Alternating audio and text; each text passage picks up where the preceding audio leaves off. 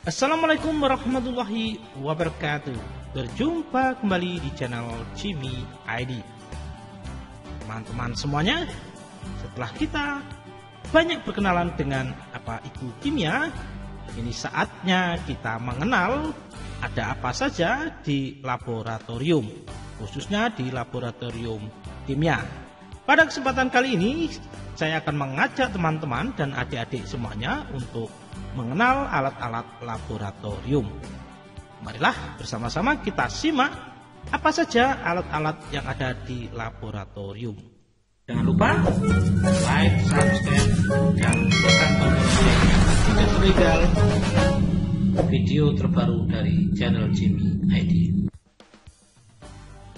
Yang pertama, tabung reaksi.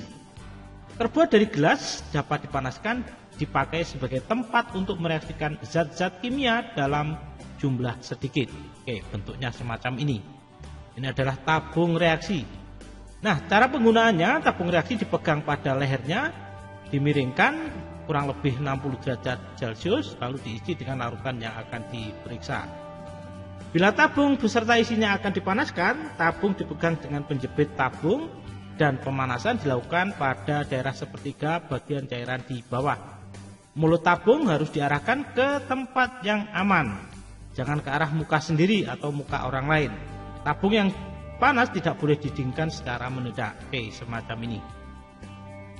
Kalau memanaskan tabung reaksi, jadi pada sepertiga bagian bawah dengan menggunakan penjepit. Kenapa harus dengan penjepit? Karena ini nanti akan panas.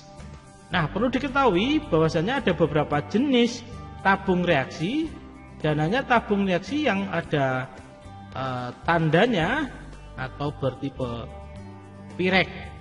Nah, itu yang bisa dipanaskan. Untuk tabung reaksi yang biasa itu tidak dapat dipanaskan. Oke, alat kedua, penjepit kayu. Terbuat dari kayu atau logam, dipakai untuk memegang tabung reaksi. Oke, kalau penjepit kayu tentunya penjepit yang terbuat dari kayu. Kalau logam, nah fungsinya hampir sama, penjepit logam. Jadi untuk memegang tabung reaksi semacam ini. Oke, gunakan ketika saat dipanaskan atau yang lain. Oke, kita lihat yang ketiga, rak tabung reaksi. Terbuat dari kayu atau logam, dipakai untuk menaruh tabung reaksi. Nah, ini rak kayunya semacam ini. Ini yang berupa logam, bisa bentuk seperti ini, bisa bentuk seperti ini. Jadi untuk menaruh tabung reaksi. Yang keempat, pengaduk gelas atau spatula. Oke, bentuknya penampakannya seperti ini. Berbentuk tabung yang tidak berlubang di dalamnya, dipakai untuk mengaduk suatu campuran atau larutan zat kimia pada waktu melakukan reaksi-reaksi kimia. Juga dipakai untuk membantu pada waktu menuangkan atau mendekantasi cairan dalam proses penyaringan dan pemisahan. Jadi sebagai pengaduk. Ini fungsinya pengaduk gelas atau spatula. Kelima, corong. Biasanya terbuat dari gelas. Corong yang baik berbentuk kerucut bersudut 60 derajat. Dipakai untuk memasukkan suatu cairan ke dalam suatu tempat yang mulutnya sempit, seperti botol, labu ukur, buret, dan sebagainya. Selain itu, corong juga digunakan untuk menyaring, seperti gambar di sini. Corong digunakan untuk menyaring. Yang di sini ada kertas saringnya, adalah biji kertas saring. Corong yang tangkainya berdiameter relatif agak besar dipakai untuk memasukkan zat berbentuk serbuk ke dalam busana bermulut kecil. Oke, ini beberapa macam corong, jadi sesuai ukuran. Yang kecil, sedang, dan juga ada yang besar. Yang keenam, gelas arloji. Ukuran penampang lintangnya berbeda-beda sesuai dengan kebutuhan. Digunakan untuk menimbang zat berbentuk kristal. Juga digunakan untuk menutup gelas beker yang berisi larutan, waktu pemanasan atau untuk menguapkan cairan. Oke, bentuknya semacam ini. Jadi ukurannya ada yang kecil, ada yang besar. Kita lanjut yang nomor 6, gelas ukur. Oke, kita lihat ini gelas ukur, bentuknya berbeda-beda, bermacam-macam sesuai dengan kebutuhan. Dipakai untuk mengukur volume zat kimia dalam bentuk cair. Alat ini mempunyai skala, ukurannya bermacam-macam, jadi mulai dari yang kecil sampai yang besar. Gelas ukur merupakan alat pengukur yang kasar, tidak untuk pengukuran yang teliti. Larutan yang akan dititrasi tidak boleh diambil atau diukur dengan gelas ukur, tetapi diambil dengan pipet volume.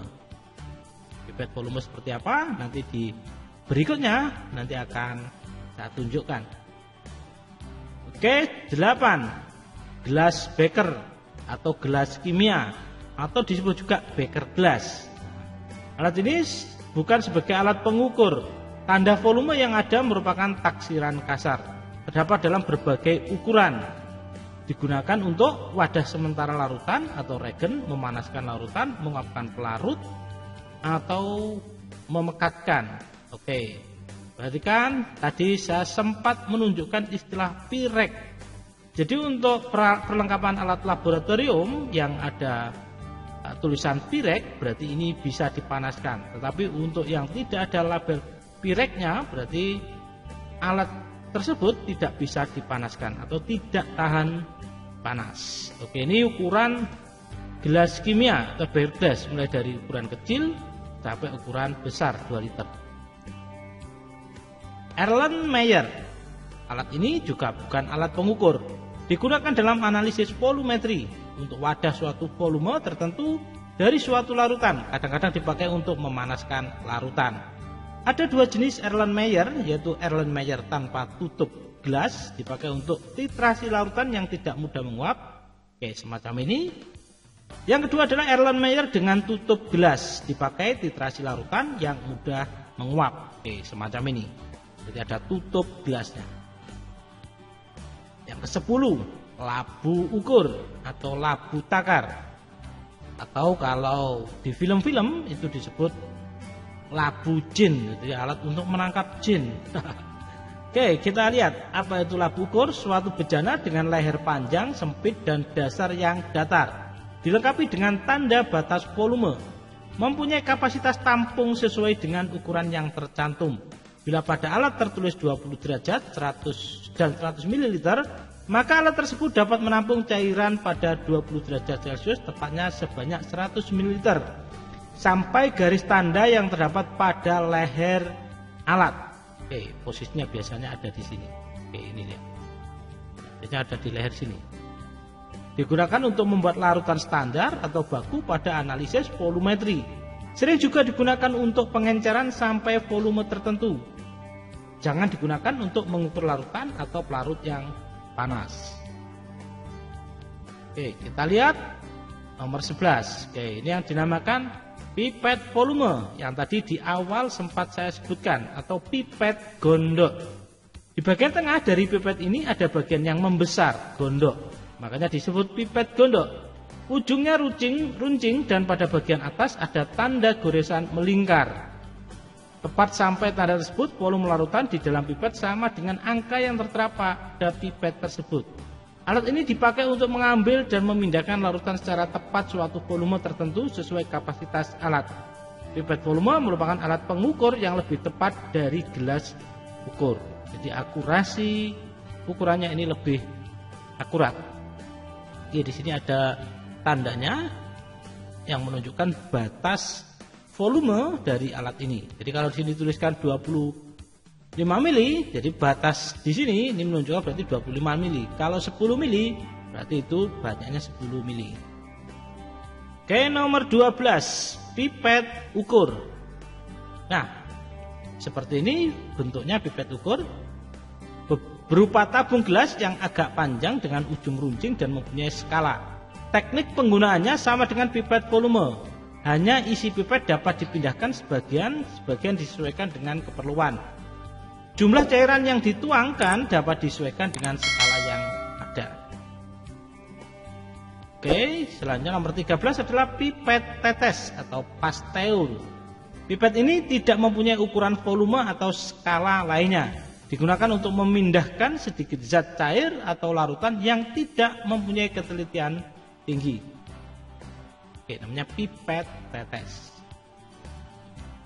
Buret berupa tabung gelas panjang dengan pembagian skala dan ujung bawah dilengkapi dengan kran, digunakan untuk titrasi atau mengukur volume titran yang dipakai. Berdasarkan tingkat ketelitian atau pembagian skalanya, buret ada dua jenis. Yang pertama, makro buret dengan pembagian skala 0,1 sampai 0,05 ml. Ini untuk makro buret. Sedangkan mikro buret dengan pembagian skala 0,01 ml. Dan yang perlu diperhatikan juga pada buret ini ketika membaca skala pada buret. Oke, perhatikan. Jadi ada bagian yang ini cekung di sini. Nah, ini yang menunjukkan volume pada buret. Ini perlu diperhatikan. Dan ini bukan hanya pada buret, tapi untuk seluruh alat pengukuran yang digunakan pada alat-alat kimia. Ini cara untuk melihat pengukuran volumenya. Nomor 15, bola isap, suction bulb. Pengambilan suatu larutan atau cairan menggunakan pipet volume dapat dilakukan dengan bantuan bola hisap karet. Bola hisap ini terdiri dari satu bola dengan ujung pendek di atas dan ujung bawah agak panjang. Ujung bawah mempunyai cabang ke samping sebelum dipakai untuk mengambil cairan. Bola dikosongkan dengan menekan bola dan bagian ujung atas. Pipet dimasukkan volumenya ke dalam lubang ujung bawah bola hisap, tetapi jangan melewati pipa cabang. Pijit bagian ujung bawah, maka cairan akan terhisap masuk ke dalam pipet. Oke, jadi ini ditekan, juga ditekan. Cairan dapat keluar dengan memijit bagian pipa cabang. Jadi untuk mengeluarkannya nanti kita tekan yang ini, D ini. Sehabis menggunakan bola hisap, ini pipet dilepas dan dibiarkan udara masuk sehingga bola menggelembung kembali seperti semula. Jadi yang dimasukkan di sini adalah pipet hisap atau pipet gondok yang ada di depan tadi yang sudah saya jelaskan. Jadi ini catatannya, cairan yang dihisap jangan sampai masuk ke bola, jadi nggak boleh masuk ke sini. Botol semprot. Oke, penampakan seperti ini. Nah, dinamakan botol semprot. Plastik dipakai untuk menyimpan air suling yang akan digunakan sebagai pelarut, zat pencuci endapan, membersihkan dinding bejana dari sisa-sisa endapan, atau membilas alat yang telah dicuci. Botol semprot plastik ini dapat dipegang dengan satu tangan dan dengan pijatan yang lemah, cairan akan keluar. Nah, ini botol semprot. Ukurannya berbeda-beda mulai dari yang kecil sampai yang besar sesuai keperluan. Cawan porselen. Cawan porselen biasanya digunakan sebagai tempat mengabukan kertas saring dan memijarkan endapan sehingga terbentuk senyawa yang stabil. Cawan porselen yang baik dapat dipanaskan hingga suhu 1200 derajat Celcius. Cawan porselen yang masih panas tidak boleh didinginkan mendadak dengan air dingin karena bisa pecah. Ya, karena perbedaan suhu yang ekstrim ini bisa membuat cawan ini bisa retak ataupun pecah. Oke, ke-18, pinggan porselen. Alat ini hampir sama seperti cawan porselen, cuma agak tebal, digunakan untuk menguapkan larutan sehingga menjadi lebih pekat atau menjadi kering atau menjadi kristal. Jadi ini juga kadangkala disebut juga cawan porselen, cuma ini lebih tebal. Piring tetes atau pelat tetes. Alat ini digunakan untuk mereaksikan zat-zat yang dalam jumlah sedikit. Alat ini tidak boleh dipanaskan. Oke, contoh penggunaan seperti ini, atau digunakan untuk pengujian kertas lakmus biasanya pada pengenalan sifat-sifat larutan bersifat asam atau basa dengan menggunakan kertas lakmus. Biasanya seperti itu. 20. Mortal martil atau dalam bahasa kita sehari-hari adalah lumpang alu. Mortal atau alu adalah alat laboratorium yang bentuknya sangat mirip dengan lumpang. Mortal dan alu terbuat dari bahan porselen atau keramik yang membuatnya terlihat mirip dengan cawan porselen atau crucible. Mortal dan alu adalah sepasang alat laboratorium yang penggunaannya tidak dapat dipisahkan berdasarkan fungsinya. Oke. Jadi ini penggunaannya tidak ditumbukkan, tetapi ini pegangannya, martilnya ini dipegang dan diputar, digerus, jadi tidak ditumbukkan. Fungsi mortal dan alu adalah untuk menghaluskan sampel pengujian yang ada di laboratorium. Alat ini juga dapat digunakan untuk mencampurkan beberapa bahan menjadi satu dengan cara ditumbuk secara bersamaan. Artinya ditumbuk bukan ditumbuk, diketuk-ketukan, jedok-jedok enggak, jadi diputar cara menumbuknya. Cawan Petri. Cawan Petri adalah kaca bundar berbentuk silinder tipis dan transparan. Fungsi cawan Petri berhubungan langsung dengan mikroorganisme yang dipelajari. Cawan Petri atau klepa Petri adalah sebuah wadah yang bentuknya bundar dan terbuat dari plastik atau kaca yang digunakan untuk membiakkan sel. Biasanya ini satu pasang, satu set. Jadi ada tutupnya sekalian. Jadi dua ini, yang satunya berfungsi sebagai penutup. Biasanya ini satu pasang. Ini kalau cawan Petri. Lanjut nomor 22, neraca Ohaus. Neraca Ohaus merupakan salah satu alat ukur massa yang dapat dibedakan berdasarkan jenis skala dan jumlah lengannya. Berdasarkan skalanya, neraca ini dibedakan menjadi dua, yaitu neraca Ohaus manual dan digital. Nah, ini neraca Ohaus 2 lengan, 4 lengan, ini 3 lengan. Dan ini neraca Ohaus digital. Jadi kalau di laboratorium adik-adik dan teman-teman menemukan alat-alat semacam ini adalah neraca. Neraca Ohaus adalah salah satu alat yang digunakan untuk mengukur massa benda yang memiliki ketelitian 0,01 gram. Prinsip kerja dari neraca ini sebenarnya hanya sekedar membandingkan massa benda yang akan diukur dengan anak timbangan. Kemampuan pengukuran dari neraca ini dapat diubah dengan cara menggeser posisi anak timbangan sepanjang lengan neraca anak timbangannya berada pada neraca ini sendiri. Nomor 23, neraca analitik. Oke, bisa dilihat ini gambarnya. Oke, neraca analitik atau sering disebut timbangan analitik merupakan sebuah alat laboratorium yang digunakan untuk mengukur massa suatu zat, baik zat berbentuk padat maupun cair. Neraca analitik sangat mudah ditemukan setiap laboratorium karena fungsi dan kegunaannya yang sangat penting. Kelebihan neraca analitik: 1. Memiliki tingkat akurasi atau ketelitian yang sangat baik, bahkan hingga 0,0001 gram. Neraca analitik digital mudah dalam penggunaannya karena lebih praktis dan efektif, tidak membutuhkan waktu yang lama. Beberapa neraca analitik digital bahkan sudah memiliki fitur internal calibration yang memungkinkan kita melakukan kalibrasi sendiri. Oke, selanjutnya klem dan statif. Jadi klem itu ini bagian yang berdiri ini. Statif bagian yang tengah ini. Klem merupakan sebuah alat penjepit yang terbuat dari besi, di mana alat ini digunakan untuk menjepit alat gelas kimia. Sedangkan statif merupakan stand yang menjadi tempat meletakkan klem. Jadi yang berdiri ini namanya klem. Kedua alat ini berfungsi membantu kita memegang alat kimia tertentu dalam suatu proses kimia. Terkadang proses kimia membutuhkan waktu yang lama atau pemanasan dengan suhu tinggi, sehingga tidak memungkinkan kita untuk memegang alat tersebut dengan tangan. Untuk menggunakan klem dan statif itu sendiri sebenarnya tidak ada aturannya. Kita hanya perlu memasang klem dengan statif menggunakan penjepit klem. Penggunaan penjepit klem sebaiknya dalam posisi menghadap ke atas dengan tujuan untuk mencegah klem terjatuh. Oke, ini klem dan statif. Selanjutnya adalah pembakar spiritus. Oke, bentuknya semacam ini, berbahan bakar spiritus. Nah, cara menyalakannya ini tinggal dikasih api, dan untuk mematikannya adalah dengan langsung ditutup seperti ini. Ini tutupnya, ini mati. Jadi jangan ditiup untuk membakar spiritus. Jadi pembakar spiritus ini adalah alat laboratorium yang digunakan untuk menghasilkan nyala api.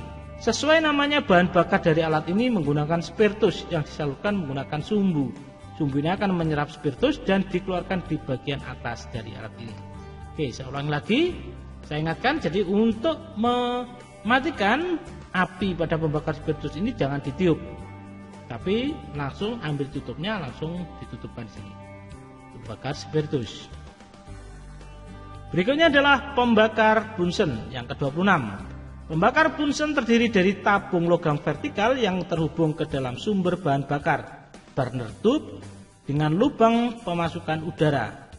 Gas yang biasanya digunakan adalah gas alam atau metan atau bahan bakar gas cair seperti propana dan butana.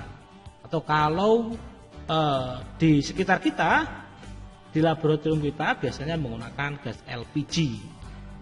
Fungsi pembakar Bunsen di dalam laboratorium kimia, pembakar Bunsen digunakan untuk beberapa proses kimia yang memerlukan pemanasan di dalamnya.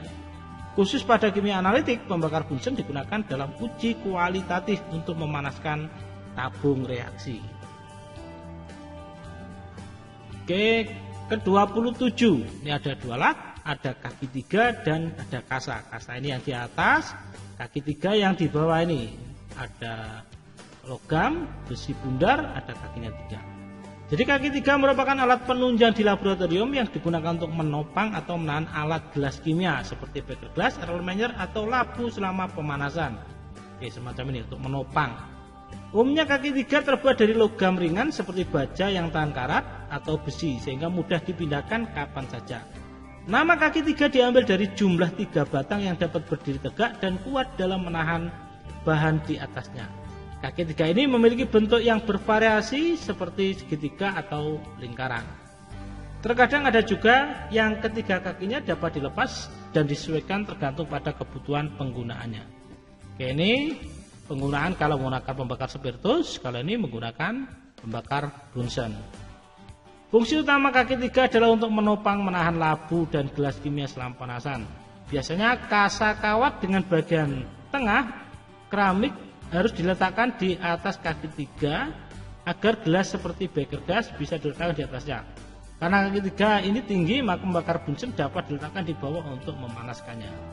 Jadi kalau misalnya pembakar spiritus ini kurang tinggi, biasanya bisa juga diganjal dengan genting atau kayu, tidak disesuaikan. 28. Labu destilasi. Oke, semacam ini. Ini bentuknya labu destilasi. Labu destilasi merupakan salah satu peralatan gelas yang sering kita gunakan di laboratorium karena fungsi dan kegunaannya yang sangat menunjang penelitian. Sebenarnya labu destilasi memiliki bentuk yang hampir sama seperti labu alas bulat, tetapi memiliki pipa penghubung di sisinya.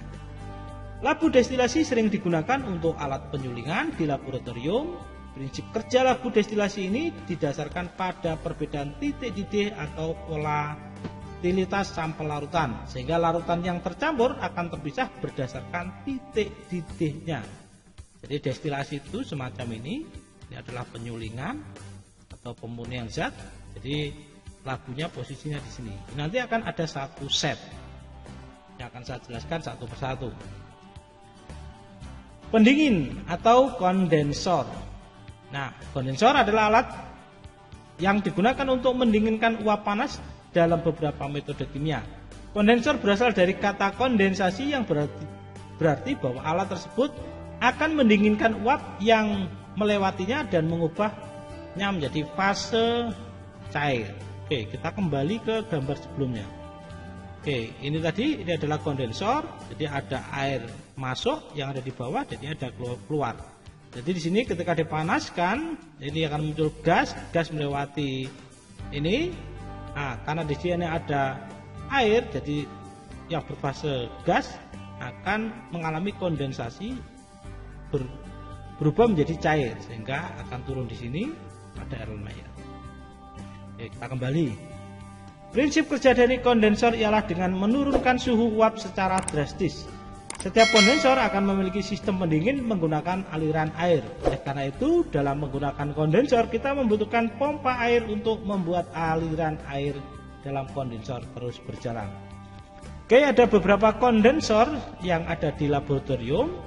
Nanti anak-anak, adik-adik dan teman-teman semuanya bisa menyesuaikan bentuknya. Jadi kalau bentuknya seperti ini namanya kondensor Liebig. Kalau seperti ini Alih, ini Graham, Dimrod, ini Frederick. Oke, nanti bisa dicocokkan di laboratorium. Selanjutnya adalah corong pisah. Merupakan alat laboratorium yang akan digunakan dalam ekstraksi bahan cairan untuk proses memisahkan dengan beberapa komponen dalam campuran antara dua fase dengan kepadatan yang berbeda. Penggunaan corong ini dapat dilakukan dengan bantuan dari campuran dua fase pelarut sehingga dapat dimasukkan ke dalam corong yang ditutup. Kemudian dikocok dengan kuat untuk melakukan teknik dalam pencampuran dari dua fase larutan tersebut. Jadi dua zatnya dicampurkan di sini, dikocok. Nah, di sini nanti akan terpisah antara dua cairan. Sehingga untuk memisahkannya nanti ini ada kerannya, dibuang, dialirkan keluar. Macam itu. 31. Lemari asam.